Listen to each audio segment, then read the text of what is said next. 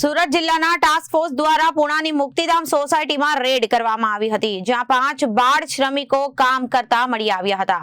આ બાળકો ધનલક્ષ્મી ચરક વર્કમાં સાડી ફ્લોટિંગનું કામ કરતા હતા. તમામ બાળકો રાજસ્થાનના વતની છે, જેમાં એક બાળક 16 વર્ષનો અને બીજો 13 અને 14 વર્ષના છે. આ બાળકોને CWCના આદેશ અનુસાર VR પોપાવાલા બાળ આશ્રમમાં મૂકવામાં આવ્યા છે. લેબર ઓફિસર, સહાયક લેબર ઓફિસર અને સુરત મનપા આરોગ્ય વિભાગ, પ્રયાસ ટીમ તથા અન્ય વિભાગની બનેલી સુરત જિલ્લા ટાસ્ક ફોર્સ દ્વારા પુણાની મુક્તિધામ સોસાયટીમાં રેડ કરવામાં આવી હતી, જેમાં 5 બાળ શ્રમિકો કામ કરતા મળી આવ્યા હતા.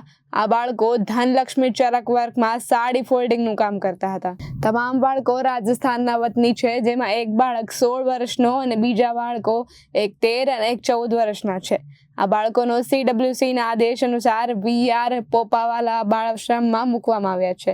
નોંધનીય છે કે બધા બાળકો ડોક્યુમેન્ટ આવે પછી આગળની કાયદાકીય કાર્યવાહી કરવામાં આવશે. Reporter Arvind Rathod, Janadesh news.